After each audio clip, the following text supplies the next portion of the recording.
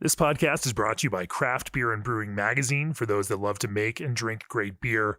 Learn more online or subscribe at beerandbrewing.com or find us on social media at Craft Beer Brew.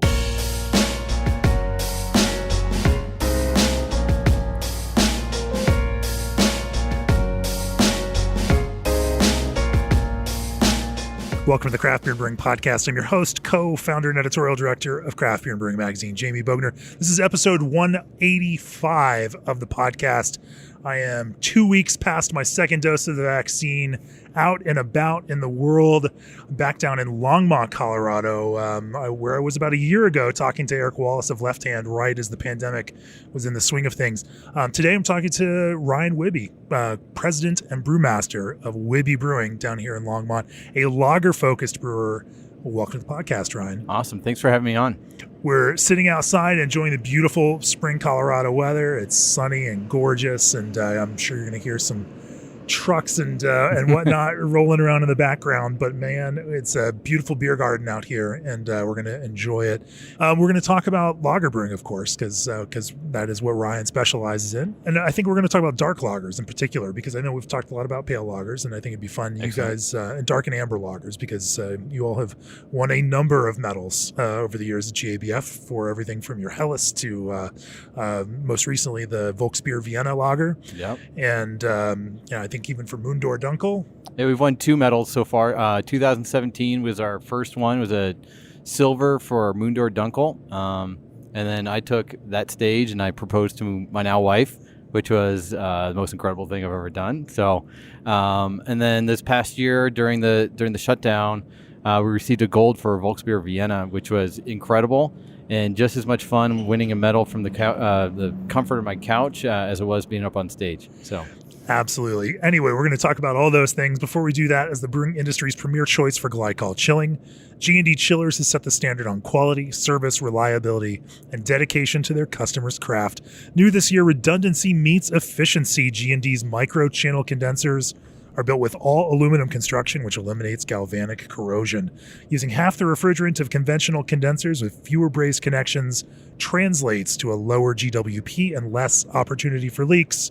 Call G&D Chillers today to discuss your project or reach out directly at gdchillers.com. Also, this episode is brought to you by Crisp Scottish Pale Ale Malt. Crisp Scottish Pale Ale Malt is a workhorse of many a brewery and is at home in a variety of beer styles. Crisp sources the lowest nitrogen spring barley from farmers in Fife up to Moray. During malting, high cast moistures and a balance of optimal germination time and temperature results in an even, well-modified malt with rich color and a balanced sweet malt flavor, which is ideally suited to ale brewing. Visit bsgcraftbrewing.com for more information on Crisp Scottish Pale Ale Malt or call 1-800-374-2739. So Ryan, let's talk about your brewing history. What were the steps that led you, through your career up to launching Wibby Brewing? It started out while I was studying chemistry at Ithaca College in upstate New York. I was doing an internship for a summer there, and one of our professors, Dr. Michael Hoff, decided to teach us the chemistry of beer making, and we brewed a batch of beer in the lab, and I was like, you can do this with a chemistry degree? That sounds awesome. I had grown up in my dad's lab doing work for him in the summers, and lab work wasn't as interesting to me as making beer was. So I remember making my first batch of beer in the lab and then doing it at home. And I realized with that first couple batches of homebrew, I was like, I want to do this for the rest of my life, but also own my own business. And I knew I couldn't just do that straight out of the start. As 22 years old, I don't think anybody would want me running a brewery at that time.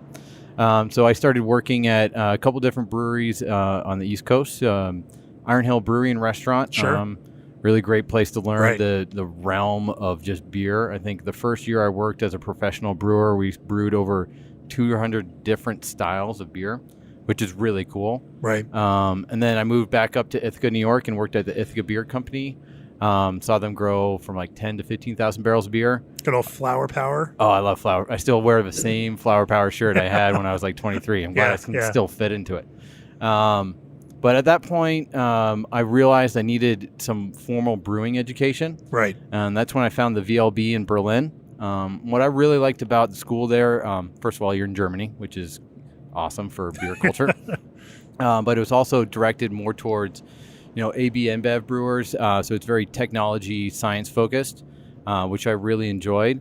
And I was there for the 6-month program. 2 months into it, I was like, I'm not leaving after 6 months. So I did an internship with them for 4 months afterwards and developed some of my own beers. This is kind of when that light bulb moment happened for me. We had Matt Brindelson from Firestone Walker come over and do a... that guy. Yeah. He's all right. Everybody knows him. And he did a hop expo with us, with American hops. And, we got to make our own beer. And the challenge was getting in groups. And you had to take a traditional German lager and make it with American hops. Huh. And that was the birth child of our IPL. So it was our group was like 5 Americans, 2 Japanese people, somebody from Mexico, and a Belgian person, creating this Bock beer that was made with, Citra, or Simcoe, Mosaic, Centennial, Cascade, and Crystal hops. And I mean, it had the smoothness and the crispness of a traditional German Bock, but had, as soon as you opened the bottle, like you can tell it was made by Americans. It had American hop flavor and aroma to it. And I just saw that kind of combination of lagers and the crispness and the drinkability and the American hop ingenuity and creative ingredients that we could use, and saw the opportunity there. So I just started pursuing that. And from there, I had to pay some bills when I came back home, obviously after being at school. So I took a job at the Chutes Brewery in Bend, Oregon, which is Sure. really great brewery, very large brewery also. You were able to pay bills working on a brewer's salary? It was amazing. I actually saved money while working for a large brewery. That's great. It's great. Um, Credit to Deschutes that they pay people all right. Yes, it was the best, the highest paid job I had for many years. Yeah. And then just seeing with a large brewery like that, what I didn't really like as much is you're not interacting with the ingredients, on a day-to-day basis. You're more monitoring computers and stuff like that. That's when my business partner, Ted, approached me about starting a business. He wasn't the first person, but he was the most persistent person. And so I started writing a business plan, and I knew I only wanted to make lagers because that's the beer I prefer to drink and brew. So I made a couple recipes and kind of went from there. And so you guys launched Wibby Brewing. Yep.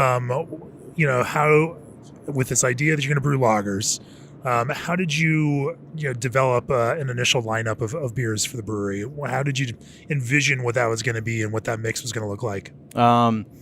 So I knew we needed to take lagers, but after spending a lot of time in Europe, I didn't want to make anything that was just a traditional beer, because people over there have been making those types of Pilsners and Helles and Dunkels for hundreds and hundreds of years, and they will, no matter how hard I try, if I try to recreate those types of beers, it just wouldn't be the same.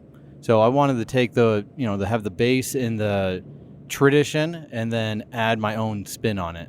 One of the first recipes I made was Light Shine Helles, which is pretty typical Helles beer, but we add Centennial hops instead of any German or European hop. And it's a little bit more hop forward than a lot of the other products that you'll see in that same category.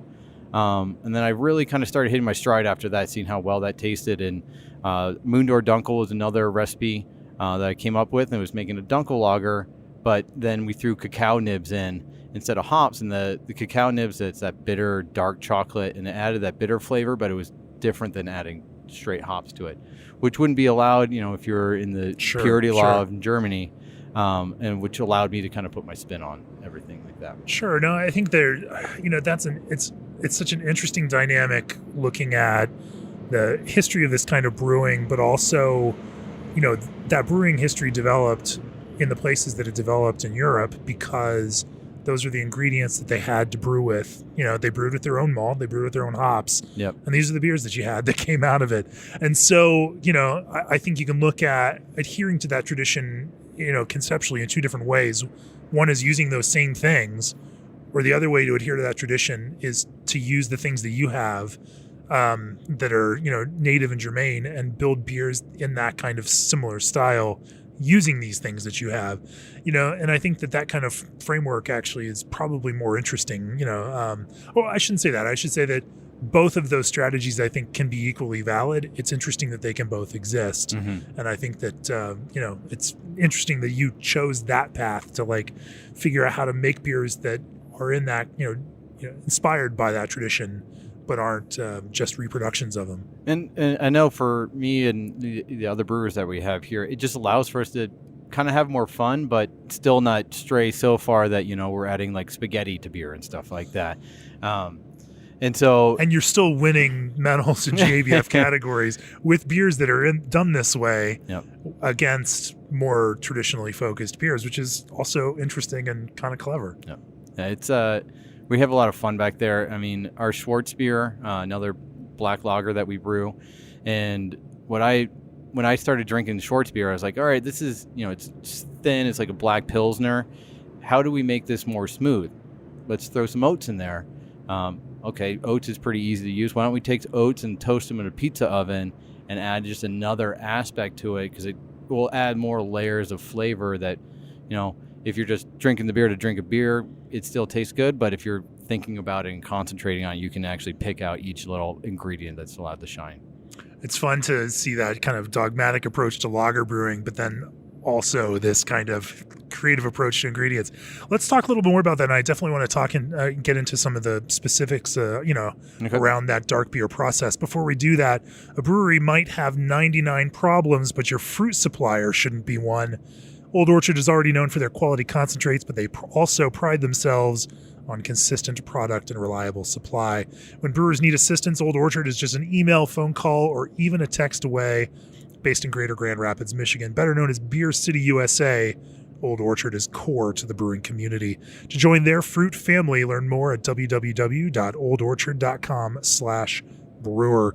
Also, for years, Brewery DB has been the industry's only professionally curated source of brewery and beer information. In 2019, over 1 million brewery visits were made by craft fans searching for breweries on brewerydb.com. In just a few weeks, Brewery DB will unveil an all-new experience to help craft lovers get back on the brewery trail. To take full advantage of the enhanced marketing power of Brewery DB and increase your taproom traffic, set up your account on marketmybrewery.com. That's marketmybrewery.com. It's easy and it's free. So yeah, let's talk about amber and dark lagers.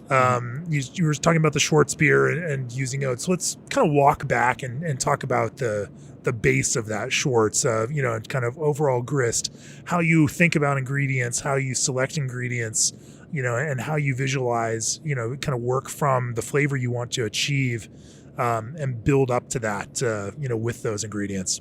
I learned pretty early on, especially in the pub scene, where if you're trying to decide or develop a new type of beer within a style, we start just by going out and buying a bunch of beer that you like, and you buy a bunch of Helles, you buy a bunch of Dunkels, and drink them all, and then write down notes. I like this, what I like about this one, what aspects I don't like, and then trying to see how we can create a new recipe that will take those that style of beer and bring it to a new level, basically, or a new flavor profile that works within that beer, I guess, category, but still put our own stamp on it at the same time. And then once we figure out what kind of flavors we want, what kind of special ingredient we're going to use, we just start working backwards, from alcohol to IBUs, and then it gets our grist bill and our hops that we're playing with in each beer. I like that, and obviously different people work creatively in different ways. Some people work from ingredients and create beers that end up tasting like the ingredients that they've selected intentionally because of that, and the flavor of the beer is a result of that ingredient process. But then it's interesting to to think about your approach, which is envision the flavor and then build to create that. And and so as you're tasting through these varying kind of commercial examples from other brewers, what does that kind of tasting process look like? How do you select what to taste from, and how do you think about your preference, but also how those beers are going to relate to individuals who might be drinking the beer? Yep. I would say the consumer is always front of mind, because when I'm putting our product list together, we're trying to make a beer that, a different style of beer for every different person. So some people like hoppy beers, some people like light beers, some dark beers, etc. And I'm trying to make something that they would enjoy, but also kind of, puts that light bulb moment in their head that I like this, but I've never had something that tasted like this before. And at the same time, we're trying to go for drinkability. And that's a huge part of lagers, where I try to hit that, basically my brewing philosophy is hit the highest ABV you can with the highest amount of drinkabilities you can at the same time. And so it makes it interesting and a challenge at the same time. But I think those challenges that, we put on ourselves here only make our beer and our product and our experience that you have at Wibby Brewing that much better. Highest ABV, why? You gotta have a reason to drink the beer too.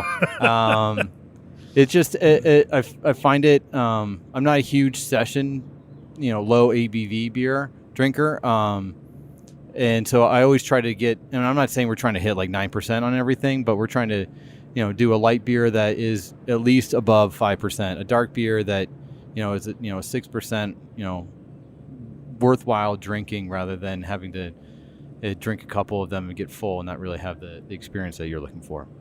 That's fascinating, because that's not a typical philosophy for a lot of lager brewers that I talk to, but kind of interesting nonetheless. Let's walk back a little bit and talk about ingredient choice. Okay. So you're building, say, a schwarzbier base. Mm-hmm. Do you focus heavily on where those ingredients are from, or do you have a kind of a tasting and evaluation process that goes into deciding how to build kind of a malt base for that? We only use Weyermann malt for everything. Okay. Just for after visiting Bamberg, and they make the best malt in the world. And if I'm going to try to make the You'll best, use American hops, but you will not use and I've been approached by a lot of American maltsters, and they're making great malt. It's just, that's where I kind of get stuck a little bit in my own ways, that this is what I prefer, and it's really hard to convince me otherwise. We have made other beers here with American malt, and they just didn't have the full flavor, and the yeast health wasn't as great with those. And that I find that the Weyermann malt, especially with the step mashing that we're doing, it creates a really great environment for our yeast, and so we can go pretty far into generations and still have. That's actually when we win most of our medals, is 12, 13, 14 generations in. What is it about the malt that contributes to that kind of yeast health? I think it's we free up a lot of a lot of FAN in the wort that we're producing, and I think it's just creating lots of easy to metabolize simple sugars without giving up the body of the beer at the same time. Interesting. So, and then, you mentioned you toast oats to go into this. Is that still part of your process? It's a little bit more difficult now. We've, I think this year we didn't do it because we brewed a lot. We doubled production, and it was a little bit hard to get into a pizza oven. But that is something that we like doing that thing. It makes us feel like we're doing something different. I think one of my favorite brews that we do every year is our Throwing Stones Steinbier. We usually do it in February, so it's like snowing. You're heating up rocks on a grill all day, which is interesting. We have a couple different additions of hot rocks to the beer. The first one is we take rocks that are in a campfire that we're roasting marshmallows over, because we have a lot of people that come by to enjoy the process with us, and so we make some s'mores. A lot of people bring like special woods that they have, like cherry wood, apple wood, and we smoke it, smoke the rocks in the fire, and then we add those rocks to our lauter tun, and it's incredible to see the malt as it's coming into contact with those hot rocks, how it crackles, and you can kind of smell some of the wood, some of the smoke, the ash that was coming out of the fire, and how it's adding to the flavor of the beer in the end process. And then we added hot rocks 2 to 3 times during the actual boil, and especially when it's cold in February, you see this huge chimney of smoke steam coming out of the kettle, and it's just a really cool process. And those kind of alchemy processes, I think, make our beer a little bit different and more enjoyable to brew and drink at the same time. Sure. And let's stick on Schwartz, Yep. since we're, I'm going to try to keep us on subject there. No, Stein beers are amazing fun. And last week on the podcast, Annie Johnson was talking a little bit about that. And, Okay. we've watched, this, does seem to be like the last few months for that kind of season for that. And Yep. so there's something fun and physical about that process. And I think that, there's also something just enjoyable about being that connected to, to this kind of fire and heat and the kind of alchemical kind of, functions that transform ingredients into beer. But let's stick on that Schwartz. let's stick on the Schwartz. I'm drinking the Imperial Schwartz, and so if I lose track of this conversation, I blame you for that, because of course we have to drink the 8% Imperial Schwartz and not just even a regular. It is Friday. Schwartz. It's Friday, and it's a delicious beer and incredibly tasty. So you use Vireman malts, and you build a base kind of grist out of that. You use your oats.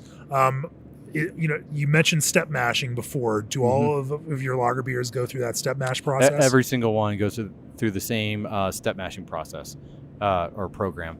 I just find it's that it takes us about 2 hours to do our mash, and I think it really makes that the beer just accelerate and ferment well evenly every time that we're brewing. It helps with the consistency, and also kind of has a nice balance because we even it out between the beta amylase rest and the alpha amylase rest, so it has a nice balance of simple sugars and then those longer chain sugars to help out with body. Is it a pretty typical step mash regimen? 40 minutes at everything's in Celsius, so sure, around 60, 62, and then another 40 minutes at 70 degrees, and then we mash out to kind of stop all production. Right.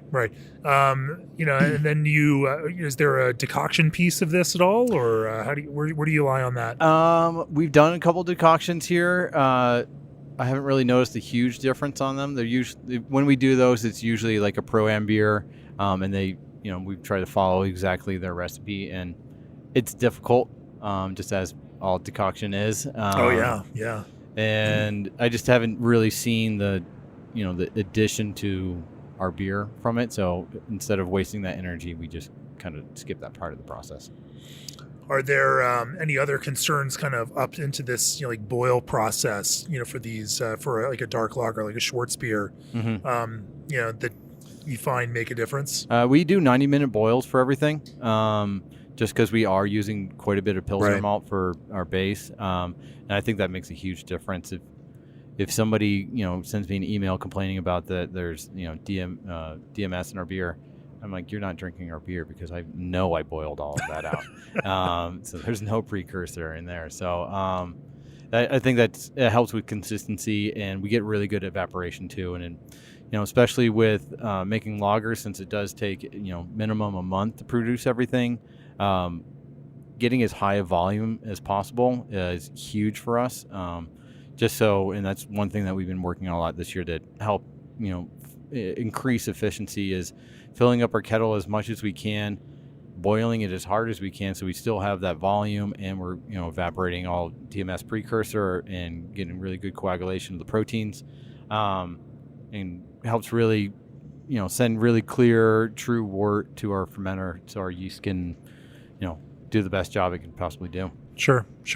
Let's talk about that kind of fermentation process, with, a dark lager like Schwarzbier. Are you using the similar house yeast or same house yeast across all of your lagers, or? Yep. Yeah. It is a, proprietary strain that we use from Y yeast. A proprietary strain. And it sounds very fancy. It means I don't tell anybody what it is, but they can find out soon.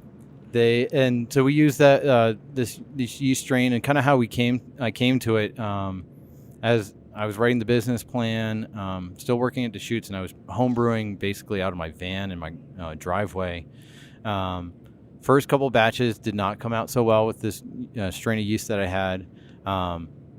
Next batches came out, and I actually came home for a couple of days to visit with family.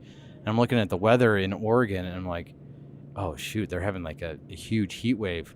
My beer's going to be ruined. I come back, beer, fermented out, put in lagering, tasted great. I was like, all right, I think I found my yeast strain. It hit low gravity beer, high gravity beer, had some temperature difference difficulties, and still tasted really good. And so I was like, this is our yeast strain, and we can keep with it because it can make the the session beers, and can also make those high ABV beers and pretty clean at the same time. Yeah, one of the big pieces of lager brewing is really that everyone will mention is understanding your yeast and then building a system around fermentation that works with your yeast. And it's such an interesting thing to think about, even like the way you build tanks and the way you build your process is very tied into what that ingredient is and the way that it likes to behave in the environment that it likes. How has that impacted the way that you've built a fermentation cellar? We have to buy a lot of tanks is the main thing for us.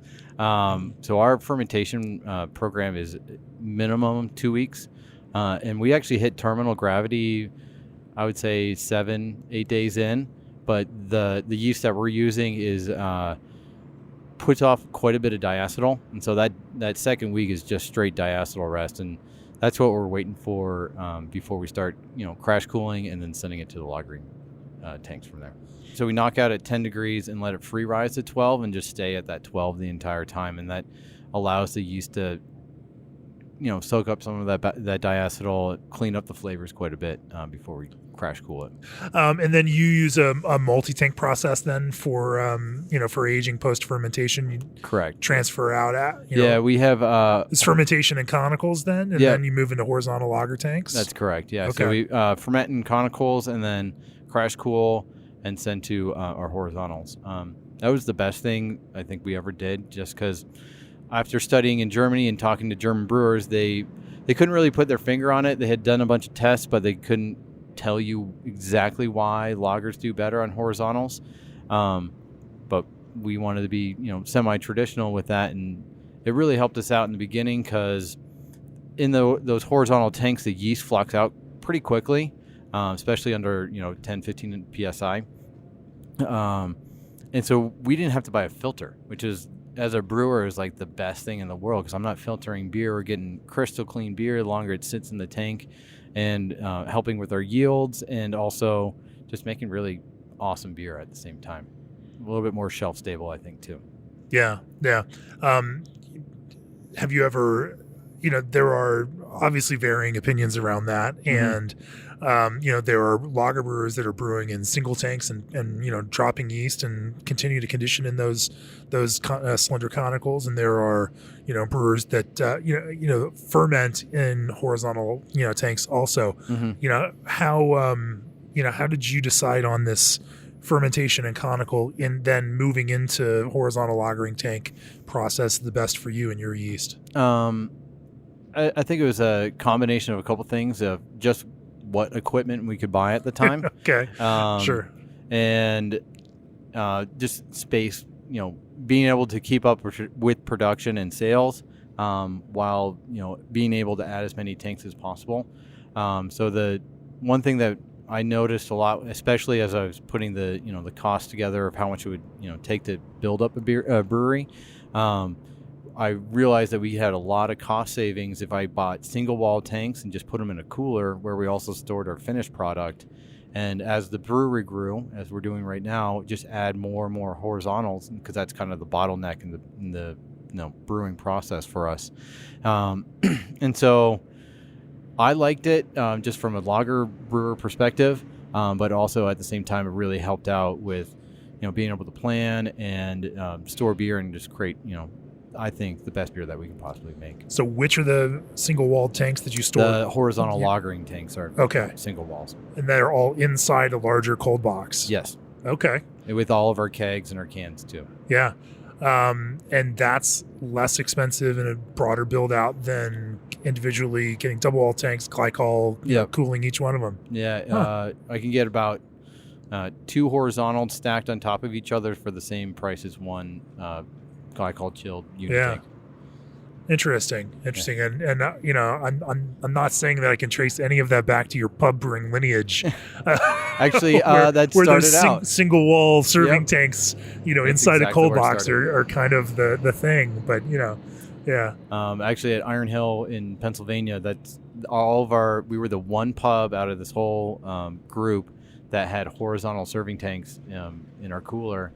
And as I was like, I'm going to get some of those someday. And they work really well. I think it makes our beer that much better. Do you employ any special finishing techniques? We carbonate in actually the lagering tanks. That's new, I would say, about 12 months ago. I think that works better just because, you know, we can package basically on demand, and as you know, demands are changing constantly. It's helped us be a little bit more nimble. But at the same time, as the beer is carbonated, that's helping the yeast flocculate a little bit more. So we're getting cleaner, clearer beers quicker than we used to when we only carbonated in the bright tank. Interesting. I want to talk about some of the other dark lagers that you make, especially the, you know, kind of Volksbier Vienna.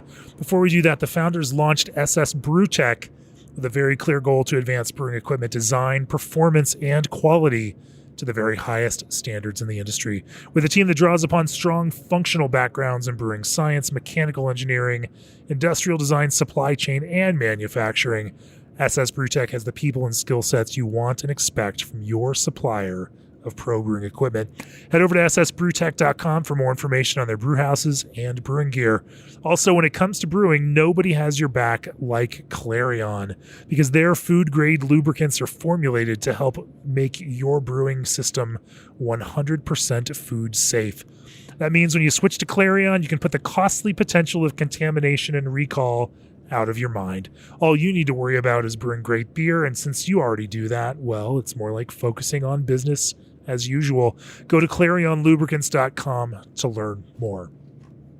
So we've talked about Schwartz, and we've used that as an overarching way to work through your entire, kind of lager process. But let's talk about, the Vienna lager and then some of the other dark lagers that you brew. Where do you find inspiration for the Vienna, and how did you put this Wibby spin on that, which you seem to want to place on all the lagers that you brew? So our Volksbier Vienna, with our product lineup, I was looking for something that kind of hit some of those light beer drinkers, but had a little bit more malt flavor to it. Still approachable because it's got a low IBU. It's 5.5%, very easy fall crushable drinker all day. It's personally we put it on tap just because it was a beer I wanted to drink and our brewers wanted to drink. So I think that's kind of where the motivation for making that beer came from. And Vienna, I mean, honestly, it's a humongous craft style on the strength of one beer in particular, with Sam Adams Boston Lager being that kind of Vienna that everybody, or Vienna style lager, I should say, that people are common with. And so, when it comes to craft beer drinkers, they actually understand Vienna, even if they don't know that they understand Vienna. It's been around for a while. They don't know that they're drinking it. Right. I do remember while I was studying in Germany, one of the professors came back from a conference in Mexico, and he's like, Negro Modelo is the best Vienna I've ever had. And I was like, okay, I want to make something that's somewhere around Negro Modelo. And so those are definitely some of the, Sam Adams, Negro Modelo, or some inspiring beers to make to influence us to make our Volksbier Vienna. Sure. So what's your spin on it then? Not a huge, it's all Weirmann malt, so it's very traditional in the malt base. Their the Karamunic 1 is what we use for that, and it makes the beer just look pretty. The color is awesome. Our spin is just using Mount Hood hops as our hops for that one, and they're low alpha, easy to use, derivative of traditional German hops, and I think that really kind of makes the beer balance out really well. When you think about the flavor, how do you describe the flavor of the beer in your mind? Oh, that's caramely, but not cloying at all. It's just it gives you a lot of that malt flavor up front, but finishes very crisp and clean, like a Pilsner or something like that. Yeah. Are there any other kind of concerns that beer raises through the brewing process, or is it pretty akin to your regular lager process? I mean, we're just trying to keep up with sales right now. It's after we won the gold last year. I mean, we would make that beer maybe twice a year. Sure. Now we're making it, twice a week, and wow, and it's just hitting, I think, something different. There's a lot of other breweries in the area that are renowned for their Pilsner, and so it's kind of hard to break into that space because they make a really great Pilsner, and so if we have, our Vienna has that different color, so it looks different. It kind of approaches a different beer drinker, and it's just super crushable. But you still know that you're drinking a craft beer when you're drinking that. That it's such a fascinating thing to see that for a lot of breweries of various parts of the country and the world, like having the right beer that's just a little bit different and that fits into the kind of tap lists, given where it is, can make such a huge difference. We see that like KC Beer Company out in Kansas City, like their Dunkel is the biggest beer that they make, and it's on tap everywhere. And this is in a state that's an Anheuser-Busch state, and Anheuser-Busch has pale lager. They've got it all covered. Nobody's going to not have their pale lager on tap. But nobody makes that kind of darker lager. And so KC Beer has just found that niche, and that Dunkel is on tap everywhere. And so I think it's also fascinating to think about, like for you all to have the validation of a gold medal, from the Great American Beer Festival, to have this amber lager, in a state around here where, again, like you say, there are some really fantastic pale lager makers. Won't name any names. I think everybody knows who they are. Some of them have been on the podcast before. But to have something that can hit a different note and still find a place on those tap lists, and then from those tap lists find a market even in stores or restaurants who want to serve this kind of thing, especially those restaurants who have customers that like that amber lager. They may have had that other one that came from the East Coast, and now they want to have something similar from a award-winning local brewery. Creates an opportunity for you. I also made the label art for the can too, so that's how I spent shutdown. It was learning graphic design, and I think that's really helped out with the sales of that beer. And we put the label on a truck, and it looks fun to drink, and it's that's what we're trying to do, is just be approachable and easy to get along with. Is kind of what we're looking for. Sure. Speaking of Dunkel, let's talk about your Moondoor Dunkel. Yep. And now you mentioned that the Wibby spin on that is cocoa nibs. Mm-hmm. Talk to me, a little bit about the kind of ingredient formation of that beer. It's actually cacao, so it's cacao nibs. So it's completely vegan. Okay. Actually, all of our beers I think are vegan. And the cacao, there's a difference there. It doesn't have milk chocolate in it. Oh, okay. And I think that's what makes the difference with the cacao, because it's super dense, bitter chocolate. Like when you eat it, it's not very enjoyable to eat, but you can smell it in the beer when we put it in the boil. It's the last 15 minutes of the boil, and it just adds that extra dimension for that beer and helps it stand out from, the other Dunkels that you'll find in the area. It's awesome. What's the overall malt bill look like for that? It's Pilsner. I think there's some chocolate and Munich 2. We use a lot of Munich 2 from Environment. It's very versatile, adds a lot of that body. It keeps the chewiness to the beer, whereas if we just add Pilsner to everything, it would be just too thin, I think, especially for that style. And the chocolate malt that we're getting is that's actually the one non-Environment malt that we use. Yeah. And the English make just really great, awesome chocolate malt, and I think it really kind of rounds out that flavor profile. When you're using cacao nibs in that last 15 minutes of the boil, what kind of quantity per barrel do you tend to find yourself using to accomplish that? When we first started, it was much higher. I think it was like 16 or 17 barrels, which is not very cost prohibitive. And it really, I did one batch just like to see what had happened if I halved it, and it tasted the same. It didn't taste the same. It tasted, I think, better. And we kind of just been zoning in on around, I think it's like, a pound per barrel or something or half a pound per barrel. for each Moondoor that we brew. Yeah. No, it's interesting because, even with hops, there are some noble hops expressions that I would describe as chocolatey and earthy, and maybe even a little bit dusty. Mm-hmm. And so the idea in thinking about that and that flavor impact of cocoa nibs actually kind of makes sense, that you are achieving that kind of flavor contribution that's positive and intentional in the beer, and doing it through that ingredient versus a specific kind of hops addition, which it's kind of clever.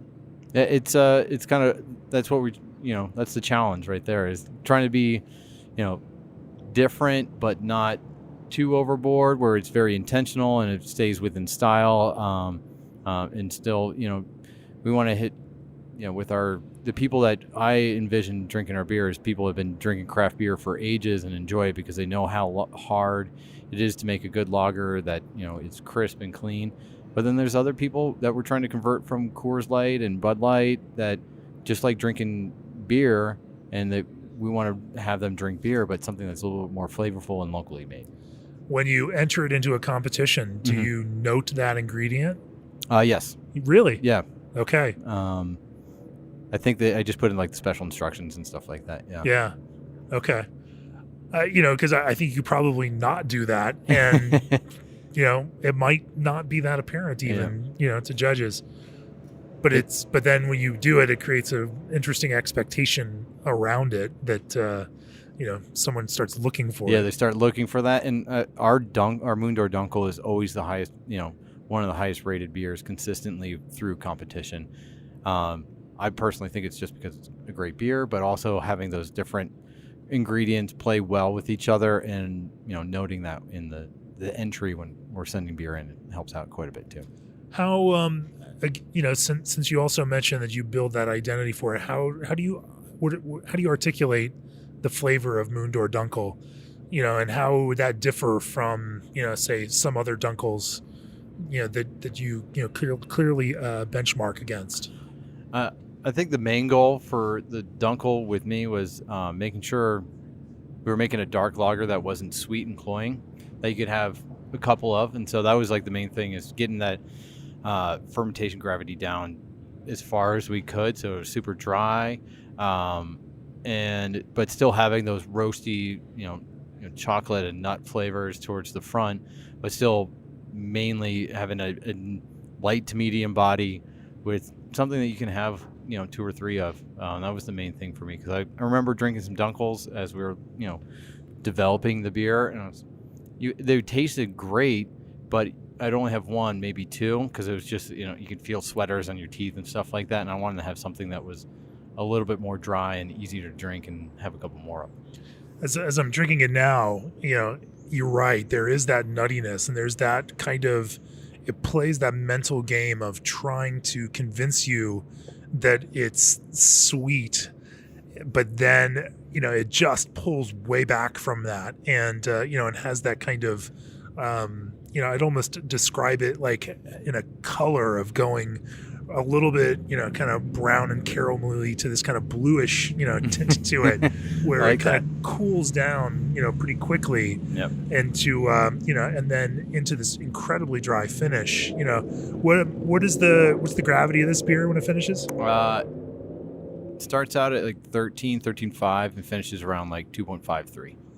And there is a kind of a crisp bitterness to it, although I hate using the word crisp because I think it's massively overused in the world of lagers. Snappy. Yeah. Snappy. I like that. There is a snappy bitterness to that. How much of that, do you credit to the cocoa nib or cacao nib, bitterness versus hops bitterness? I think we register it, or we describe it as like a 35 IBU beer. In the malt, in our brew house calculations, only about 23 of those IBUs actually come from hops. Interesting. So it's about a third of the bitterness that you're tasting is coming from those cacao nibs that are just imparting a different bitterness to it. Similar to people using spruce tips, like a spruce tip IPA type of thing, but more on the dark side. Yeah, it's kind of fascinating now. And the nutty nature of this is all coming out of the Munich malt and some of the chocolate malt. Chocolate malt, and there's a little bit of Cara Munich malt in there too. Yeah, it's making that malt bill, not using as many different ingredients without making it kind of a soup, just a soup of different ingredients to make a beer. Trying to stick to as few as possible to create that complexity is huge for us. And because you love ABV, you also create a double Dunkel version of this beer. Yes. What's the difference between those two? Lots more malt. We max out our brew house at like 1,300 pounds with that batch. It fights us basically the whole way. We still use some cacao in the boil for the double Dunkel, but it really, the gravity for double Dunkel I think starts off at 1920 Plato, and then in the lagering tank we actually add more cacao and vanilla beans that we chop up, so it gets that nice chocolate vanilla blend to it. The combination of those two flavors, I mean, is a winner. I think anywhere you put them, just kind of has that s'mores, marshmallowy, vanilla, goodness that is perfect to drink next to a fire. Is what we're shooting for. And again, you are playing with the psychology of taste, and that, when people taste vanilla, it tastes sweeter to them. Yep. And, and so it builds this idea of sweetness without the actual sweetness, which kind of maintains that drinkability to it.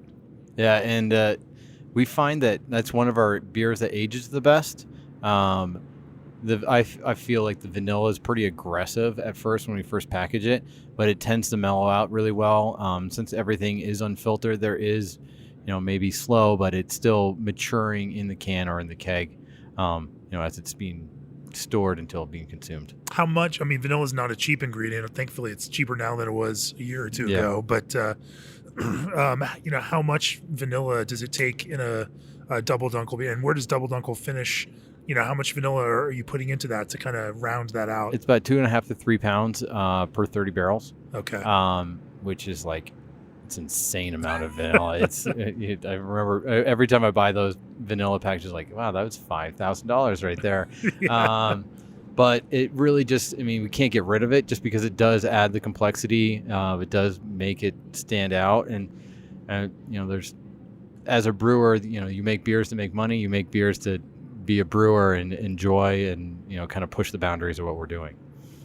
And that's one of those where you don't need to make the margin on it. You're just going to keep doing it the way you want to do it. Exactly. Yeah. That makes the beer. And it's really fun for us because we make extra batches that will barrel age. So we've done some in rum barrels. We've done some in bourbon barrels. Some with extra vanilla added in those rum barrels, which was very delicious and just a new way to kind of take one brand and you extend it a little bit further.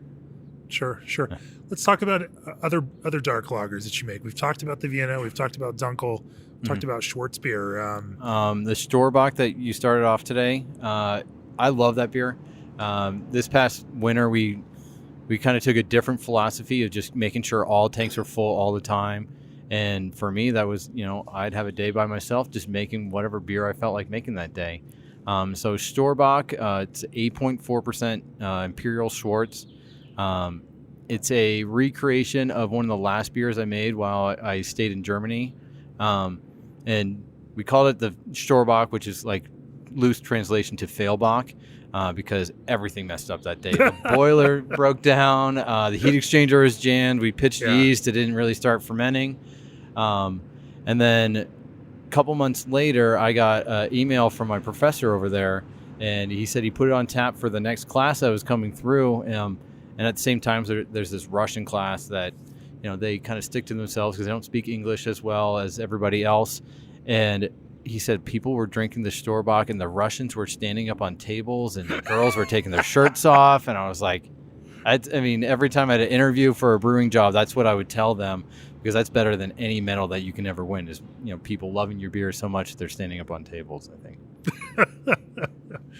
So with that Storbach, are there any other other than overcoming failure? Yeah. Other interesting elements of, either the ingredient base for it or, kind of mash or fermentation process? So we used a lot of chocolate wheat in that, which it's kind of similar to using the oats in our Wibby Schwartz. Smooths out that body, makes it a little bit more creamy. We use a lot of carafa, so even though it is super dark, it doesn't have a lot of that dark bitterness that you get from dark roasted malts, which I think allows us to play a little bit more in the dark beer space because we can add some more stuff in without having the very bitter astringency that you get from dark malt. Along with that, since it was winter and it was COVID, so we had a lot of tank space, it lagered for like 6 weeks, which I think allowed for all those, for a high ABV beer to just mellow out a little bit more and just be that much more smooth. And I think it was just taking our beer and bringing it to the next level. Sure. What's your normal lagering time for a typical beer? Minimum 2 weeks. We try to go as long as we can. Right now we're averaging around like 3.5 weeks. How much beer are you guys making this year? We're shooting for, I think, 5,500 barrels of beer. We did about 4,000 last year. We were on track to do about 5,500, but obviously that got changed. It's a tough one when when you're pushing lager out into kind of, a broader world of distribution because it's very hard to make back from it. Now, thankfully, they tend to be less expensive beers to brew, generally speaking, broadly. Yeah.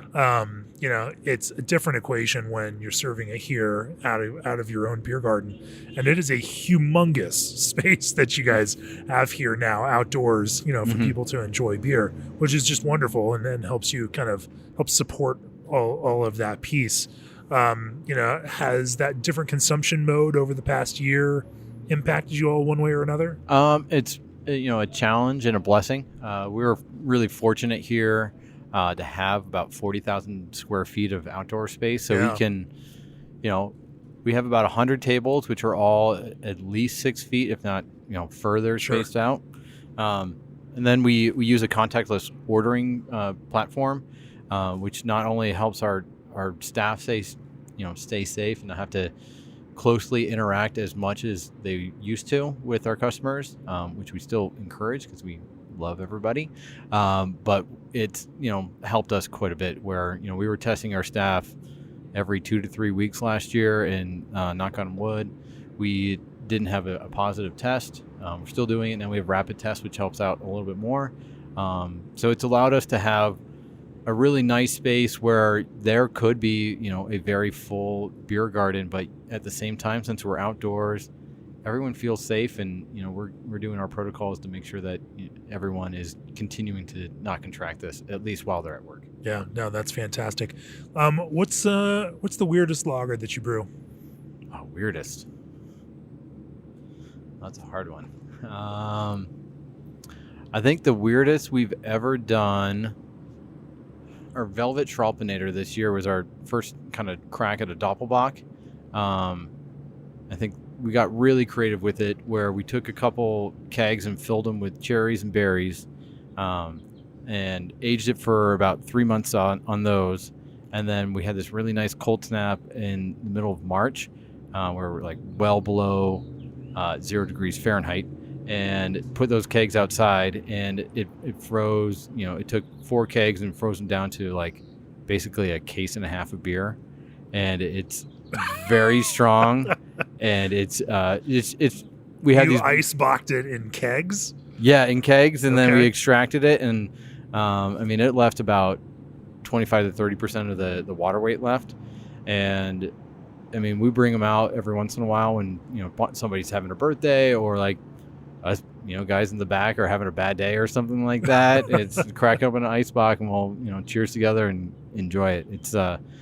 It's a really great take on our strongest beer that we make, and then kind of adds those more flavors with the cherries and the icing, and it just makes it that much better. So, did you bottle that one? Yeah, we did bottle. We hand bottled it, and it was like a little over carbonated, so it kind of took a little bit of effort. Yeah. But we got like a case and a half out of like 4 kegs. Yeah. No.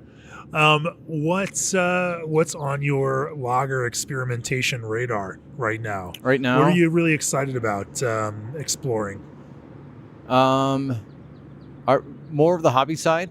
We've been having a lot of fun doing our rotational IPLs this year. So right now we have on tap our 6 foot 4 and full muscle. It's a IPL made with only Southern Hemisphere hops, and so I fell in love with YET hops. They're low ABV or low alpha, high oil content, and so I mean you can add so many hops to this beer. The wort comes out green after you whirlpool it, and I mean it just adds a new dimension to our hoppy beers program that we're having here. How do you build a lager base to support that kind of crazy, kind of hop heavy approach? So one thing about lagers that, just with the experience that I've had, since you are making very crisp, clean, you're not really tasting the yeast as much, compared to like a Belgian or an ale. It allows those ingredients to shine that much more, which I think is a great showcase for them. And so we've been adding, for these IPLs, we've been just adding all the hops within the last 15 minutes. For me, it's a really weird way to brew because you're sitting there for the first hour of the boil and you're like, right. So what am I supposed to do? But it really just adds, you can still get the bitterness that you're looking for. You're still adding them with 15 minutes to go. There's a lot of ale brewers that are not even doing it during the boil anymore. Yeah, exactly. It's all going into whirlpools. So. And you still get the bitterness that we're looking for, and their hop aromas are just that great. And so, for malt side on that, I'm trying to make as light of a malt bill as possible, so we can just really showcase the hops on those types of beers. When you say light, what does that mean? All Pilsner for sure, and then we've been using rice syrup solids every here and there to, create a much drier beer, but also hitting the gravities that we want without hatching. Still trying to hit that ABV. Yeah, exactly. It's right now one of our beers called Wibby Jibbies. We call it a session IPL because it does drink. It's super light and you can drink it, but it's made with Citra and Mandarina Bavaria hops. And even though it's 6%, it drinks like a session IPL. You call it a session beer, and it's 6%. Yeah. Oh man, we're going to trigger some folks out there today.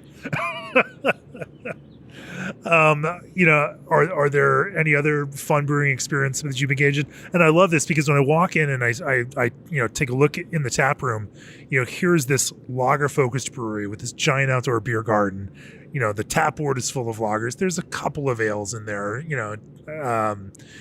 but then you've also got frozen drink machines on the bar to keep some people happy. And so your approach to this kind of, tradition and expectation, but also creating a hospitable place for people to come to drink, it's not an absolute adherence to some old school model of this. Yep. It is definitely kind of a hybrid approach of those two.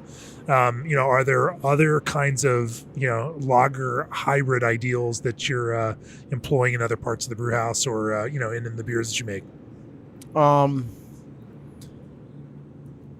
would say that, we were during the shutdown, we were in talks with another brewery to collaborate and making Baltic Porter. And the idea that I really liked about that is kind of, Baltic Porter is the mix of, a porter and like a lager at the same time. So trying to hit those types of flavors that you would expect from a porter, but doing it on the lager side is definitely something we're looking for.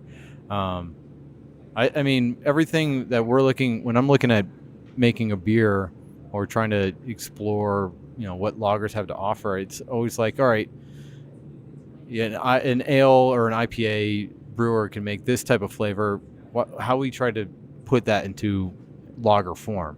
How can we hit those similar flavors but still have a crisp, clean finish from a cold fermented lager that's aged well at the same time? So that's kind of where the challenge is for us. I think listening to our consumers is the big thing, especially during the summer. light crushable beer is huge for us. We just started our Mexican lager release yesterday. And, when we did the recipe development for that, it was, I went to the liquor store and I bought Dos Equis and Corona and, basically every standard Mexican lager you can get. And I didn't want to make, we would taste them with the beer that had lime in it and without the lime in it. And I designed the beer to be better with the lime because I thought that was adding to the experience of the beer. If it's going to be a Mexican lager, it should have a lime in it and it should taste better with it than it does without. Still doesn't mean it doesn't taste great without the lime, but it's more enhanced by that, what you expect from a Mexican lagers by adding a lime to it to make it taste that much better. You didn't just put the lime into the beer itself? Nope, no lime into that. Matt Brynildson did in their 805 Cerveza. I'm just saying. It's and that one is really good, by the way. I always get scared of putting those kinds of ingredients directly into the beer because dosing and how do you do that without being overpowering and stuff like that is, it's a nuanced art to it, and I get a little scared sometimes, and so we try to err on the side of safety and drinkability than anything else. For sure. So, what's success look like for Wibby? What's the end vision for this brewery? What would you like to achieve, and how will you know and define success? I think, because I actually had a dream about this the other day too, and that reminded me of it. I feel like if I'm at a point where I have a home office that has its own 5 to 10 barrel brewing system in it, where I can just make beer that I want to make at home, and because the brewery's running fine on its own at that point, and kind of get to experiment and just kind of connect with the original experience of just making beer. That's what I see as success. Obviously, we we had a lot of really great partners that helped us get this place up and running in the first place. So making sure that they're taken care of, and they kind of experience what they helped us build, I think is a huge sense of pride for us. And so people that really helped us out understand what kind of community we are really creating here in Longmont. Yeah, no, that's fantastic. It's funny that you mentioned that because I've seen it over and over again. It was John Meyer from Rogue who bought some 5-barrel SS Brewtech systems, to put into, kind of pilot. And man, was he having fun brewing on those. And then, of course, Vinny and Russian River, they just got their 5-barrel pilot system up and running. They had, when I was out there a couple of years ago, he showed me the room, but they didn't have the system in. Well, they've got it all in. And, when you see that kind of love of brewing, where that desire to, as big of a business as you've built, wanting to get back and just brew beer and also enjoy and experiment and kind of test those kinds of creative ideas. It's a meditation. Yeah. That's how I've always felt about it. It's just all these enzymes and, microorganisms are going to do whatever they're going to do. But if you can figure out how to control them and enhance it and to do, envision that while you're, listening to music as loud as possible that no one else wants to listen to and making the beer that you want to make that no one really cares that you're making, that's what I really want to do, is just have that experience for myself. For sure. Well, rock and roll. Yeah. G&D Chillers is the brewing industry's premier choice for glycol chilling. Crisp Scottish Pale Ale malt is the workhorse of many a brewery. Try craft juice concentrates from Old Orchard. Set up your account on marketmybrewery.com today. Let SS Brewtech outfit your brew house and gain peace of mind with Clarion lubricants. Of course, if you'd like to support this very podcast, go to beerandbrewing.com, click on the subscribe button, and if you're a pro brewer, consider our new All Access Pro subscriptions that combine both the magazine's exclusive online content and more. Ryan, if people want to learn more about Wibby Brewing, where do they find you? You can go to our website, www.wibbybrewing.com, or find us on Facebook. We do a lot of events here on a huge beer garden.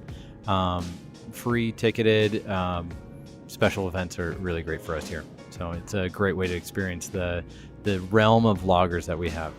Fantastic. Well, speaking of that realm of lagers, we're going to check out here, and I might have to enjoy another one out here on the patio on this wonderful, beautiful afternoon outdoors.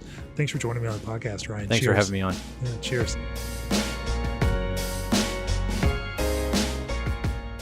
This podcast is brought to you by Craft Beer and Brewing Magazine for those that love to make and drink great beer. Learn more online or subscribe at beerandbrewing.com or find us on social media at Craft Beer Brew.